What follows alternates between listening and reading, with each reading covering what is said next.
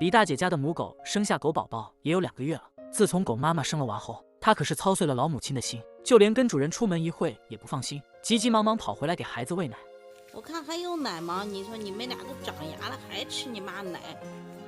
其实小奶狗2个月可以完全戒奶了，但是狗妈妈却舍不得。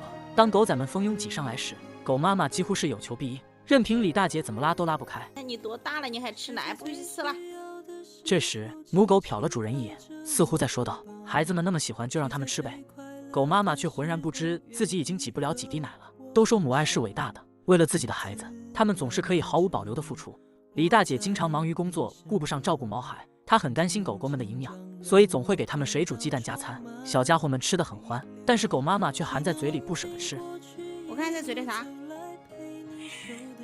哎，他俩吃完了，他妈这一个，你看就搁嘴含着。我看你不吃，你放下，人家孩子抢。2个狗宝宝吃完后意犹未尽，他们围着狗妈妈嗷嗷叫唤，寻思着向妈妈讨她嘴里的鸡蛋。果然，当狗妈妈把鸡蛋吐出来放在地面时，2个狗仔迫不及待地抢起来。起来吃吧，不吃赶紧让土匪吃了，洗了赶紧吃了，来，你洗了，张嘴，洗了张嘴，洗了张嘴，赶紧的土匪2个土匪来咬了，快点，洗了过来来，张嘴。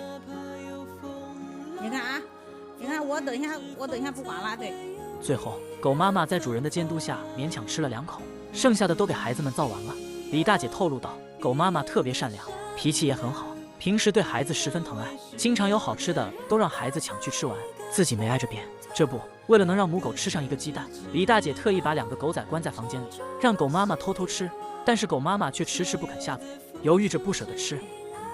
等一下回来，你都吃不嘴里了，我给关到屋里了。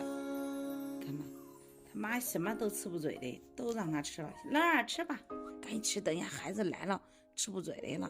在主人的叫唤下，最终狗妈妈还是小口吃起鸡蛋。房间内的狗仔按耐不住，听到孩子的叫声，狗妈妈更不忍心了，她想留起来给孩子，但是李大姐却说道：“这2只狗娃太能造了，一天能吃5、6个鸡蛋，吃太多的鸡蛋，狗宝宝并不好消化，一天1个足够营养摄入了。”尽管狗妈妈很想留起来给孩子吃，但是被李大姐阻止了。也只有在主人监督的情况下，狗妈妈才能吃上1个完整的鸡蛋。不得不说，这母狗真的是太乖、太懂事了。